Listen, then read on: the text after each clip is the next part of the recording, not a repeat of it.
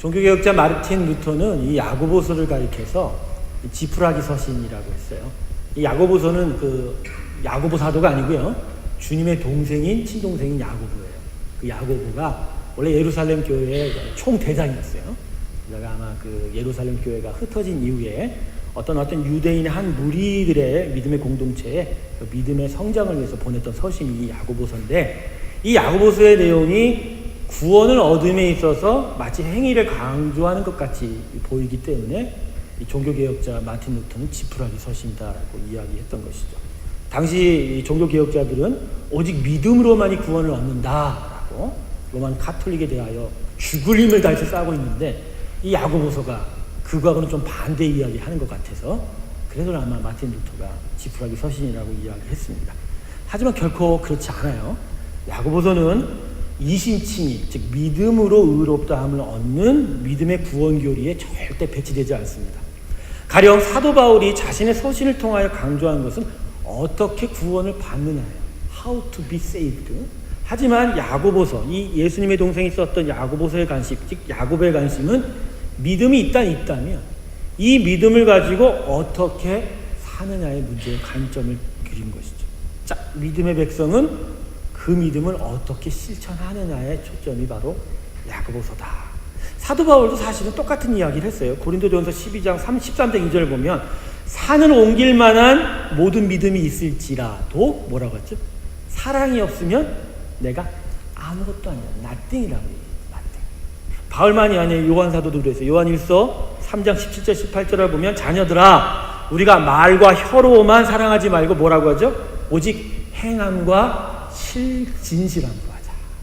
즉 행함이 있는 것이 당연하다라는 것을 성경은 가르쳐주고 있다.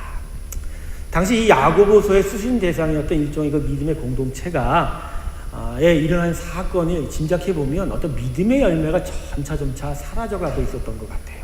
거듭되는 박해와 핍박이 있었는데 믿음으로 사는 삶에 대한 의지가 약해져 가면서 덩달아서 그 믿음으로 인하여 나타나야 될 그 믿음의 삶의 열매 자체도 희박해져 갔다.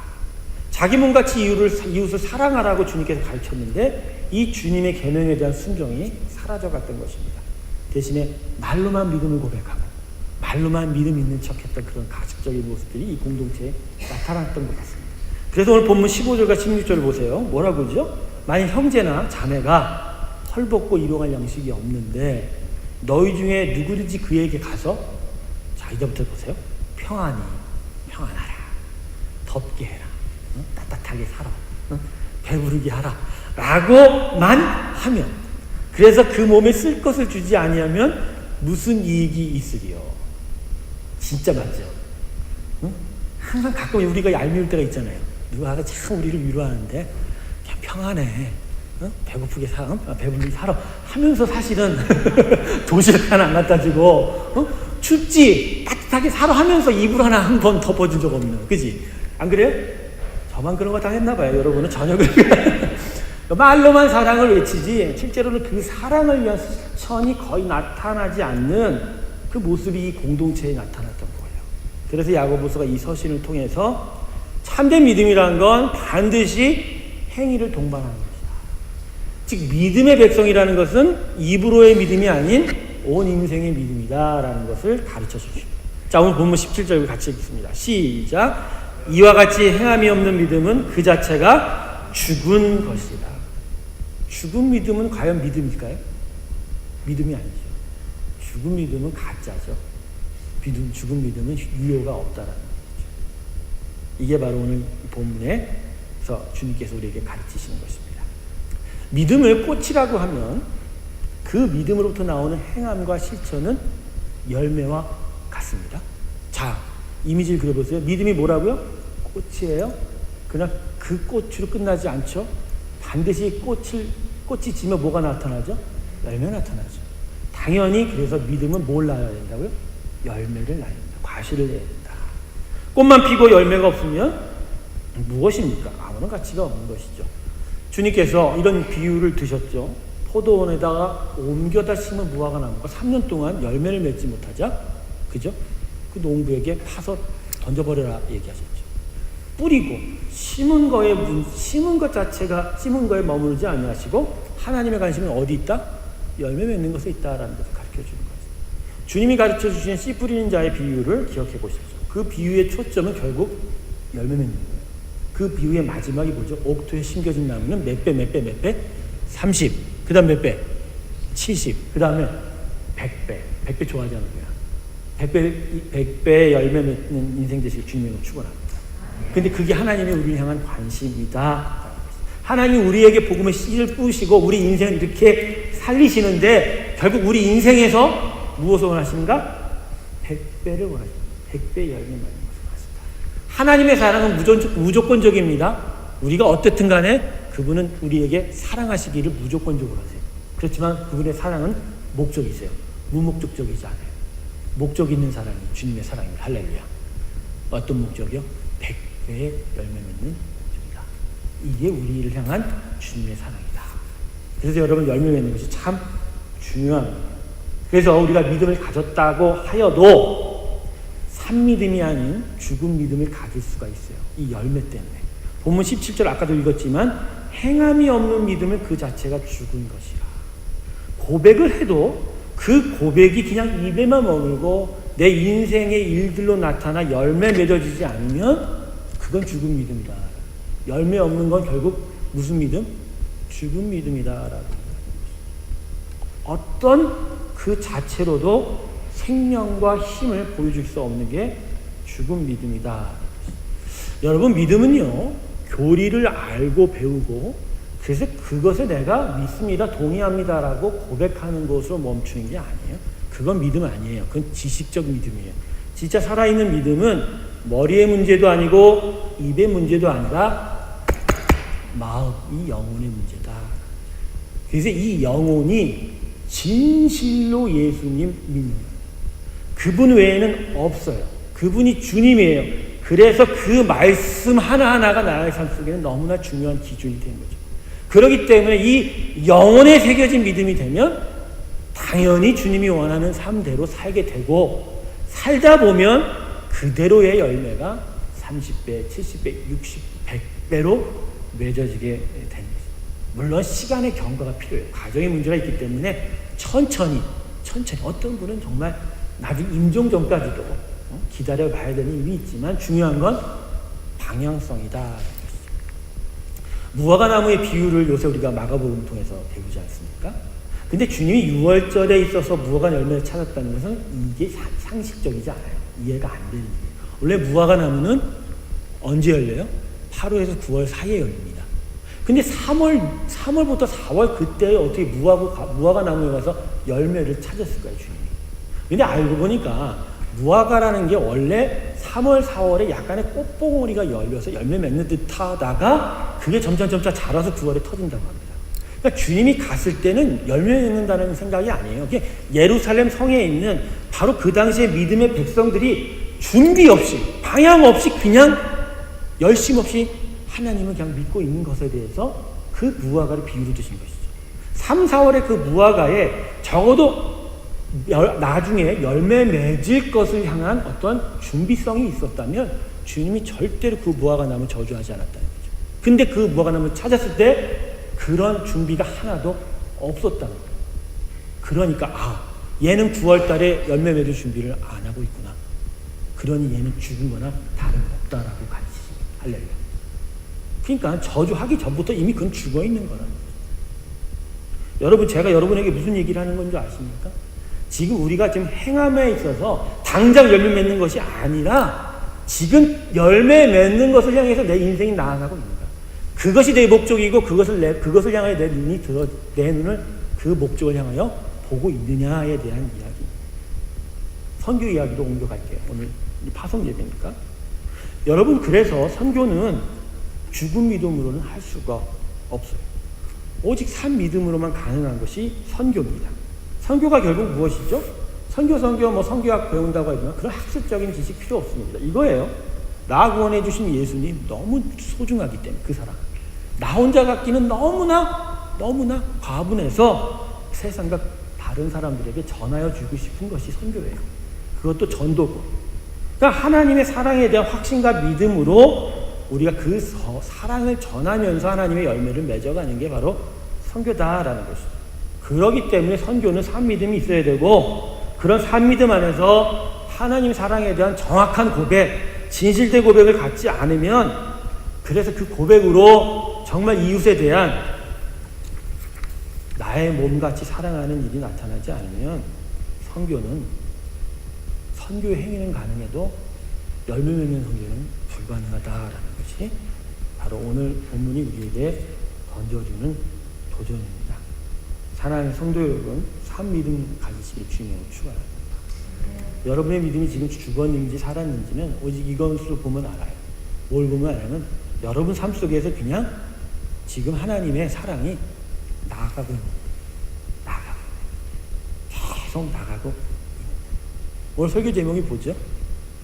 산 믿음은 흐르는 물과 같다라고 했습니다. 믿음은 고여있는 것이 아니라 흐르는 것입니다. 흐르는 물 같아야 그 믿음이 살아 있습니다.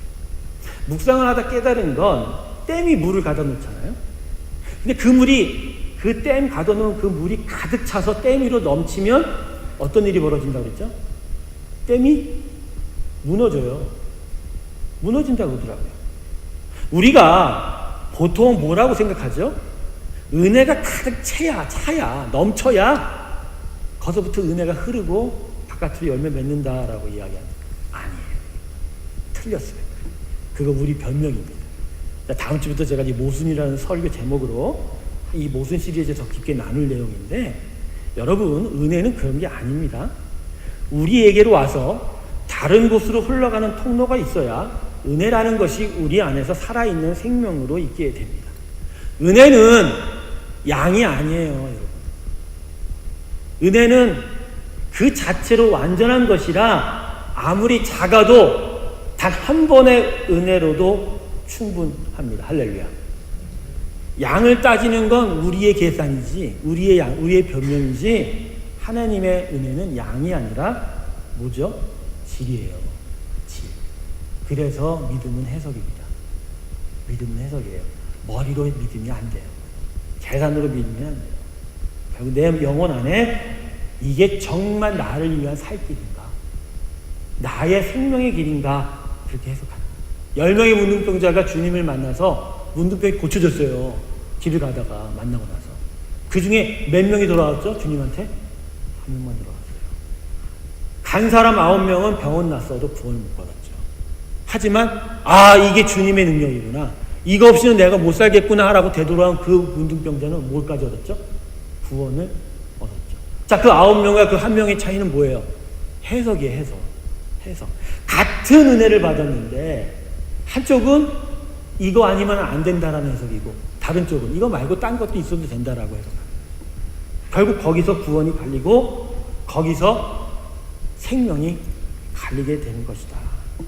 중요한 건 은혜는 우리 안에서 살아있는 능력이 되느냐 안 되느냐.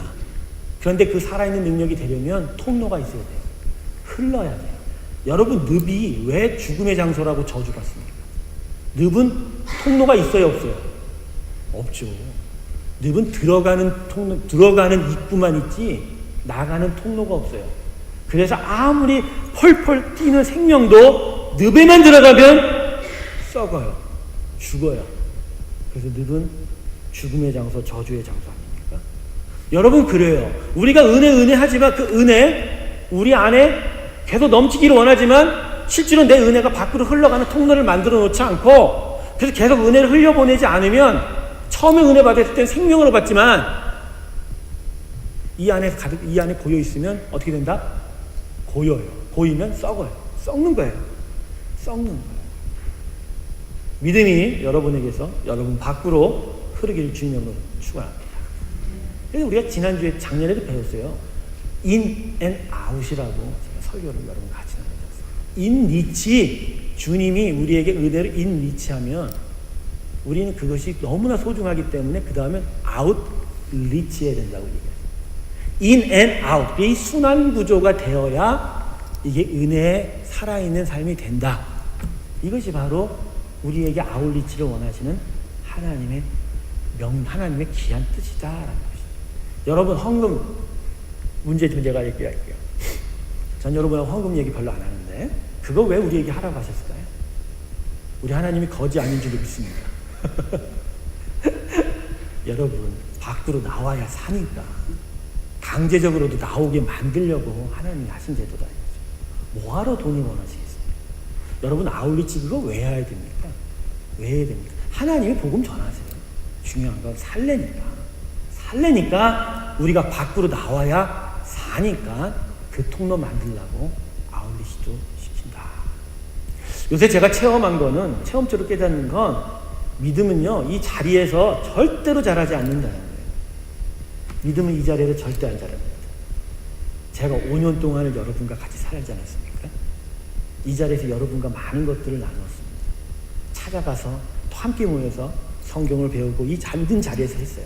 그런데 그걸로는 절대로 믿음이 안 자라더라고요. 자신의 인생을 이 믿음의 고백대로 자신의 인생 밖에 던져보는 수고와 열심이 없으면 인생은 자라지 않습니다. 흐르는 통로를 만들어서 복음과 은혜가 계속적으로 서큘레이팅 되시면서 한 번의 은혜와 한 번의 사랑만이 아닌 또 다른 은혜와 또 다른 사랑을 경험하는 점점 하나님을 더욱더 알아가는 이런 일들이 없이는 절대 믿음은 자라지 않는다. 의사가 실습 없이 의사 됩니까? 이론만으로 안 되잖아요. 축구 선수가 실전 경기 안 뛰고 선수 됩니까? 골만 찬다고. 안 그렇거든요. 군인이 총만 가진다고 군인데요. 총을 쏴봐야죠. 그렇지? 안 그렇습니까? 산 믿음의 사람은 매 순간 실전을 통해서 성장이 됩니다. 실전을 통해 내 고백을 내가 확인해 보는 거죠. 우리 안으로 인리치하는 하나님의 은혜를 다시 밖으로 아울리치하면서 그래서 뭔가 하나님이 열매 맺는 걸 경험할 때 우리는 점점 믿음의 사람으로 성장해 가게 될 것입니다. 그래서 여러분 이제는 저는 여러분에게 일 시킬 겁니다. 할렐루야 만세. 방향을 바꿨어요. 아니요. 이제는 복음에 대해서 충분히 알았어요. 이젠 중요한 건 한 번 온 은혜라도 그 은혜가 나에게 가장 귀한 은혜라고 해석하는 믿음이 생긴다면 거기서부터 그 믿음을 여러분의 인생 밖으로 던지는 거예요. 제가 이 스코틀랜드 아울러치 가기 전에 준비하는 때 청년부 가서 잠시 이야기를 나눌 때 말씀을 나눌 때 이런 얘기를 도전했어요.